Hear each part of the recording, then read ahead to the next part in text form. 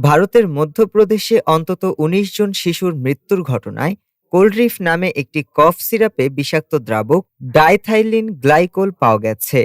এই পদার্থ সাধারণত শিল্প কারখানায় ব্যবহৃত হয় এবং কিডনি বিকল করে মৃত্যুর কারণ হতে পারে এই দ্রাবক। সিরাপটি উৎপাদনকারী প্রতিষ্ঠান তামিলনাড়ুর শ্রীশান ফার্মাসিউটিক্যালসের মালিক রংনাথান গোবিন্দানকে বুধবার রাতে চেন্নাই থেকে গ্রেফতার করেছে পুলিশ। তার বিরুদ্ধে বিষ মিশ্রিত ঔষধ তৈরি, হত্যাচেষ্টা ও শিশুদের নিরাপত্তা বিপন্ন করার অভিযোগ আনা হয়েছে। এই ঘটনার পাশাপাশি রাজস্থানেও দুটি শিশুর মৃত্যুর অভিযোগ উঠেছে। অতীতেও গাম্বিয়া, উজবেকিস্তান ও কাশ্মীরি ভারতীয় কফ সিরাপ খেয়ে শিশু মৃত্যুর অভিযোগ উঠেছিল।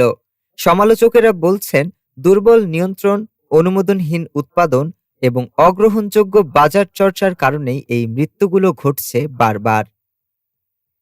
ডেস্ক রিপোর্ট, আজ বার্তা।